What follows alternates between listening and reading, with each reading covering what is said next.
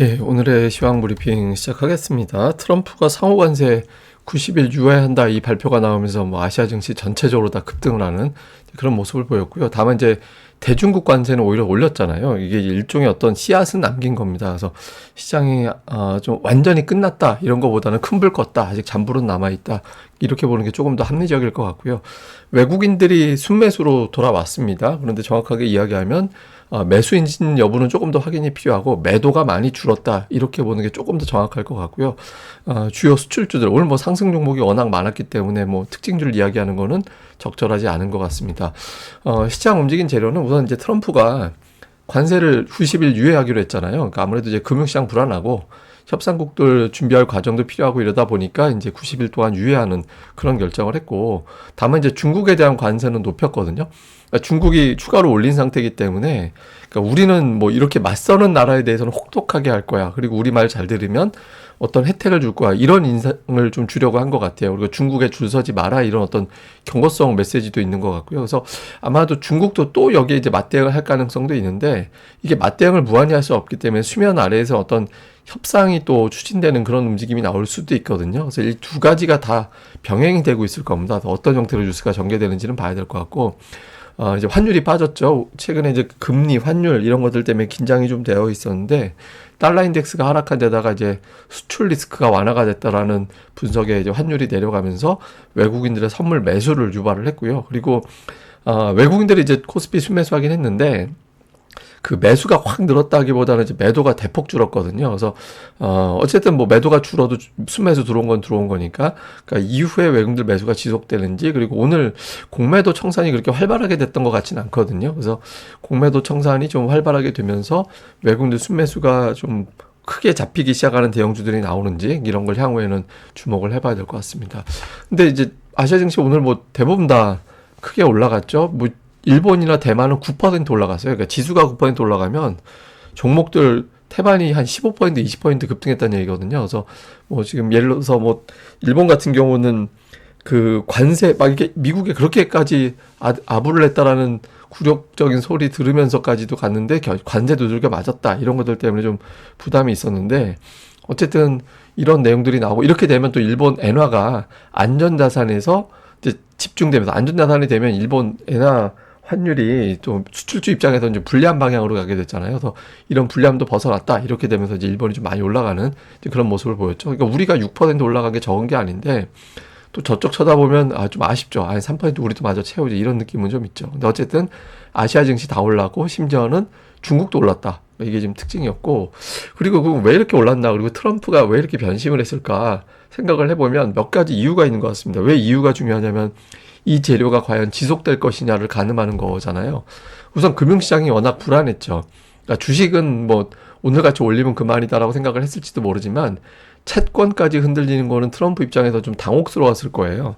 예, 금리가 흔들리면, 지금 트럼프는 금리를 내렸다라는 걸 또 하나의 성과로 자랑하고 있었거든요.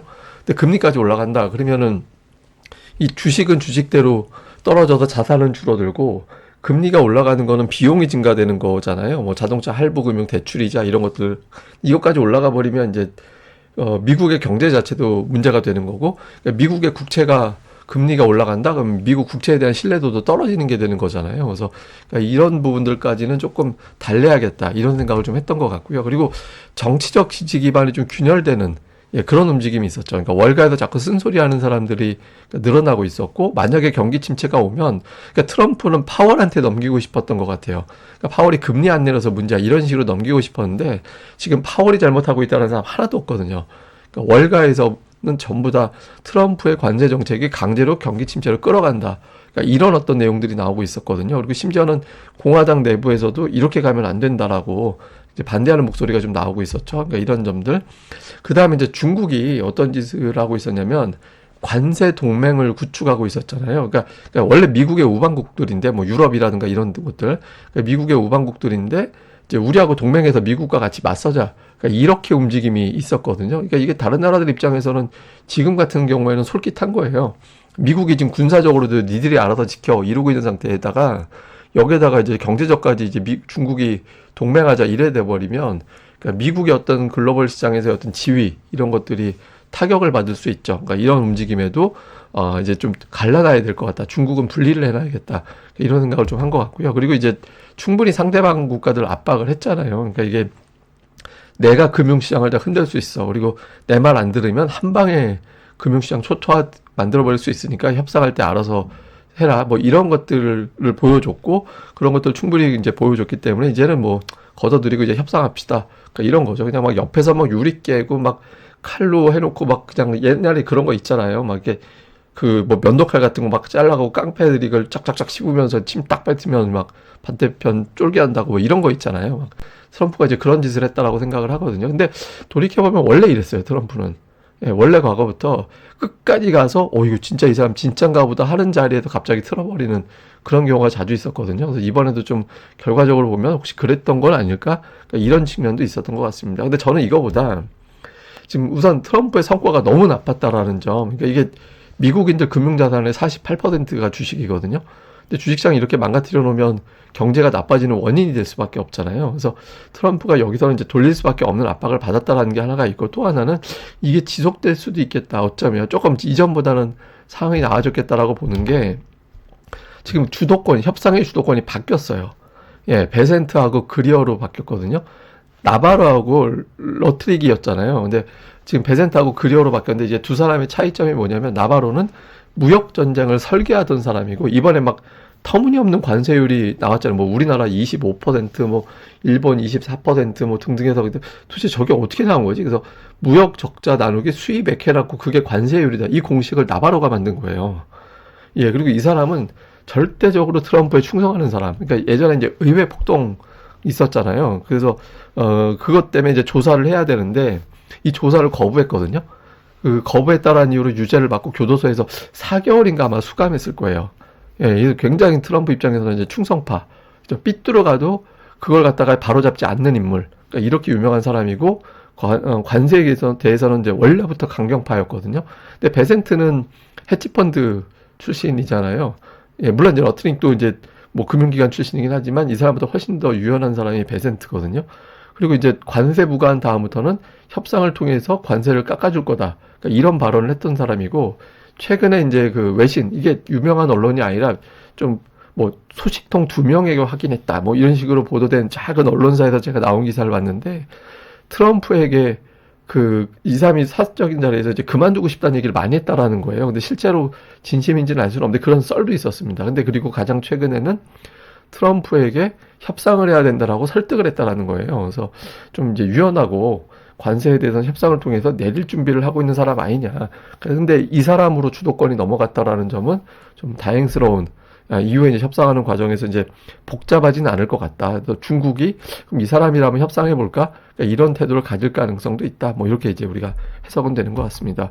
그리고 이제 무엇보다 주식시장이 되게 변곡점이었어요. 그러니까 제가 이제 PBR 0.83이 중요한 자리고 0.8 아래, 그러니까 0.7자를 보는 건 금융위기 때 이외에는 나오는 숫자가 아니다. 근데 만약에 이게 깨지면 2100포인트 정도까지 열어둬야 되는 거라고 그래서 말씀을 드렸잖아요. 그래서 어제가 0.8이었거든요. 그러니까 아슬아슬한 자리에서 이쯤에서는 어차피 좀 돌려볼만 하다라고 생각했을 자리였던 것 같고요. 그리고 이제 코스피도 어제는 깨진 자리였는데 오늘은 위로 올라갔죠. 120월선. 120월선은 코스피 지수에서 굉장히 중요한 장기적인 이제 지지선으로 작용을 했던 자리였고 코스닥은 분기 차트에서 60선. 아직은 60선 아래에 있습니다. 그러니까 이게 이제 이 자리가 좀 각각 보면 이거 깨지면 진짜 경기 침체다. 그러니까 이렇게 갈 수 있는 자리였거든요. 그래서 일단 침체까지는 아니다라는 거를 이제 지표상으로는 보여준 것 같습니다.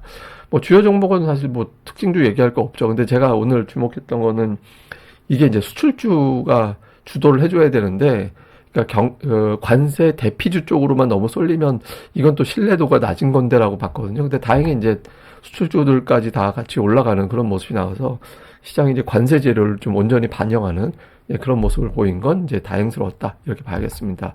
자, 수급에서 이제 외국인들 매수 들어왔고, 모처럼 이제 선물도 들어왔고, 근데 보면 오늘 외국인들이 매수 비중은 최근 3일 동안 비슷해요. 그러니까 37%, 35%, 36.8%. 그러니까 매수는 뭐 어제보다 조금 늘어난 정도인데, 근데 매도가 뚝 떨어졌어요. 40%대가 전체 매도에서 외국인들이 차지하는 비중이 40%대였거든요. 근데 오늘 33.8%였으니까 외국인 투자자들의 매도가 어제 대비 무려 12%포인트나 떨어졌죠. 그러니까 외국인들이 공매도를 오늘 안 친 거예요. 제가 보기에는. 거의 안 쳐가지고, 이제 매수의 효과가 이제 온전히 나오게 되는 그런 결과가 됐고, 근데 아쉬운 건 공매도 청산이 생각보다 안 됐다. 그래서 아직까지는 이제 조금 더 이제 외국인들 입장에서 오늘 이외에 한 라운드 정도는 더 봐야지 뭐 이런 신중함도 있었던 게 아닌가 이렇게 해석이 됩니다. 그래서 제가 사실 그젠가 제목에 30이라는 숫자가 되게 중요하다라고 써놨잖아요. 그때 제가 저 매도 비중이 30으로 떨어져야 시장이 돌릴 수 있다고. 근데 오늘 다행히 30대까지 왔는데 이거 더 내려가야 됩니다. 예, 30대 초반까지 더 떨어져 줘야 돼요. 그래서 그렇게 되는지 좀 봐야 될 거고, 종목은 뭐 순매수 종목 1위 종목이 720억이니까 완전히 그냥 대량으로 쫙 붙어서 들어온 건 아니었어요. 그러니까 뭐 조선주 있고 방산주 있고 뭐 하이닉스 매수도 있긴 하지만 삼성전자 매수 안 했거든요. 120억 정도 매도였죠. 그래서 외국인들이 완전히 돌아섰다라기보다는 한 번 더 봐야겠는데 이런 신중함도 있었던 걸로 보여지고요. 기관 투자자들은 시가총액 상위를 순서 바꾸면서 이제 매수한 측면이 있죠. 예, 그러니까 오늘 뭐 워낙 기관 쪽에서 매수가 많이 들어왔기 때문에 시가총액 상위 종목을 들어왔고, 특히 반도체 종목이 고르게 다 포진해 있었다. 이게 이제 특징이었고요. 코스닥 쪽에서는 뭐 이렇게 업종별 뭐 고르게 다 담았다 이런 건 없었어요. 오늘도 약간 골라 담는 거. 그다음에 이제 외국인들 매도 쪽에는 좀 반도체 종목군들이 매도에 좀 이제 빈도수가 좀 있었고, 기관 투자자들은 시가총액 상위 종목을 좀 담았는데 특히 제약바이오 계열의 종목이 상대적으로 많이 있었고요. 저 아래쪽에는 이제 반도체 쪽, 예, 반도체 쪽을 나눠서 좀 담는 그런 움직임도 일부 있었습니다. 자, 뭐 요약을 좀 해보면 상호관세 미국 유예가 됐고 오늘 급등 나왔죠. 근데 미국이 S&P 500 지수가 5% 이상 올라가고 나면 그 다음에는 좀 그 다음 날은 상승 확률이 3분의 1밖에 안 됐거든요. 예, 그래서 조금 이제 미증시가 쉬어갈 가능성도 없잖아 있다. 근데 이제 워낙 코덱에 당한 상태고 이번엔 특이하게 당한 상태라서 뭐 이제 봐야겠죠. 근데 어쨌든 이제 첫 반응을 그래도 끌어올린다라면 뭔가 의미 있는 변화가 되겠죠. 그리고 우리가 입구에 있어서 그런데 미국 CPI 나오는 날입니다. 그래서 예상치가 2.5%, 전월 대비 0.1, 근원은 3.0, 0.3인데 여기서 이제 눈치 없게도 CPI가 이상하게 높게 나오면 또 분위기 이상해질 수 있죠. 그다음에 CPI 필요하고, 외국인들이 지금 공매도가 아직 마무리됐는지 신호를 오늘 안 보여줬거든요. 그러니까 삼성전자, SK하이닉스, 특히 SK하이닉스를 대규모로 매수하는 그런 움직임들이 좀 있으면 좋았는데 오늘 뭐 그런 정도는 아닌 것 같아요. 그래서 좀 외국인 투자들의 집계상 하이닉스 매수가 좀 강하게 붙어서 공매도 국면이 지나갔다 이런 신호가 좀 확실히 나오는 게 필요하고요. 그 다음에 주요 수출주, 이게 주요 수출주라는 거 우리나라 수출 많이 하는 게 반도체, 자동차 뭐 이런 등등의 종목이잖아요. 그러니까 이런 종목군들을 일관성 있게 매수해주는, 예, 그런 움직임이 되게 중요하거든요. 그래서 그런 것들이 나오는지가 필요합니다. 네, 그리고 제가 이제 사실은 일요일에 주말이었나? 이제 기억이 안 나네. 며칠 전에 이제 비레크먼이 SNS에 올린 글을 갑자기 제가 텔레그램 이제 제 시황 거기다가 올려드렸잖아요.